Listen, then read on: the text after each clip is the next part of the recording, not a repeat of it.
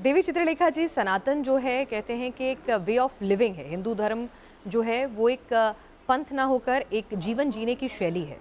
तो ऐसे में आपसे पूछना जी, चाहूँगी मैं कि आजकल सनातन में चमत्कार का जी, बोलबाला हो गया है। बागेश्वर महाराज चमत्कार दिखा रहे हैं जो कई सवालों में आ रहे हैं, और बागेश्वर महाराज के बाद पंडोकर सरकार, करौली बाबा, जी। न जाने कितने संत आ गए हैं जो चमत्कार का दावा कर रहे हैं। देवी चित्रलेखा जी भी क्या ऐसे चमत्कार करती हैं, और इन दावों को किस तरह से देखती हैं? नहीं, मेरे जीवन में ऐसा कोई चमत्कार नहीं है। मैं एक वैष्णव परंपरा से हूँ, मैं एक भक्ति मार्ग से हूँ और भक्ति मार्ग का जो पथिक होता है ना, उसको अपने भगवान के, अपने ठाकुर जी के अलावा और दूसरा कुछ नहीं दिखाई देता।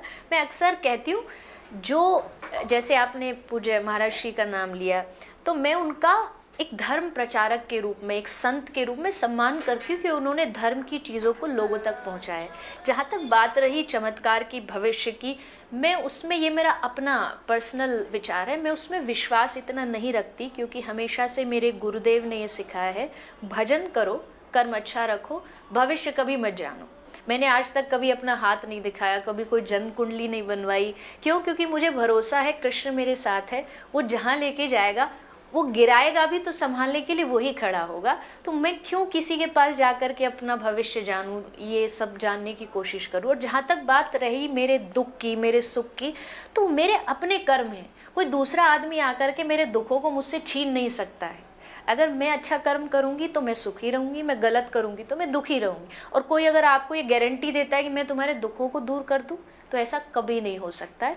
तो मैं अगर अपनी व्यक्तिगत बात रखनी हो तो मैं बस इतना ही रखूंगी कि एज अ प्रचारक सबका सम्मान है मेरी नज़रों में, लेकिन अगर मुझसे कोई पूछेगा तो मेरा ज़्यादा चमत्कार में उतना, या कह लीजिए मुझे नॉलेज भी नहीं है उस चीज़ की, क्योंकि मेरा बस एक ही है, हरे कृष्ण भगवान का नाम लेना और कर्मों अच्छा, पे एक बात विश्वास बताइए रखना। कि क्या भूत पिशाच होते हैं हमारे इर्द गिर्द? क्योंकि बहुत सारे लोग इस पूरे उसमें फंसते हाँ, चले जा रहे ये हैं कि मैं भूत ऐसा नहीं पिशाच कह हैं। सकती नहीं जी। होते, क्योंकि मैं जिस, देखिए, मैं जिस श्रीमद् भागवत की कथा करती हूँ, उसका जो पहला श्रोता था वो धुंधकारी था, वो एक प्रेत था। वो आया, 7 दिन उसने कथा श्रवण की और मुक्त हो गया। तो भूत नहीं होते ऐसा तो मैं बोल नहीं सकती हूँ, कि भागवत का पहला ही प्रसंग ये है। लेकिन जो भगवान का भक्त होता है, जो भगवान की भक्ति करता है, उसके आसपास कोई भी दुनिया का भूत प्रेत, गलत एनर्जी, कोई ग्रह उसको छू भी नहीं सकता। जैसे जिसके ऊपर प्रधानमंत्री का हाथ हो तो नीचे वाले जो लोग होते हैं उससे डरते हैं कि भैया इसकी पहुंच वहां तक है। तो जो भगवान का भक्त होगा, जो कृष्ण की भक्ति करेगा, जो राधा रानी की भक्ति करेगा, कोई भूत प्रेत, उस किसी से डरने की आवश्यकता नहीं। मैं कहती हूँ, मैं कृष्ण भक्त हूँ, मैं राधा रानी की भक्त हूँ, और उसी भरोसे पे कहती हूँ अगर है तो कोई मेरे ऊपर डाल के दिखाए।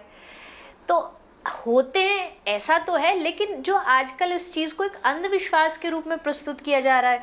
और मैं तो ये कहती हूँ, ज़्यादा भूत प्रेत ये माताओं को ही क्यों आते हैं, पुरुषों को इतने क्यों नहीं आते?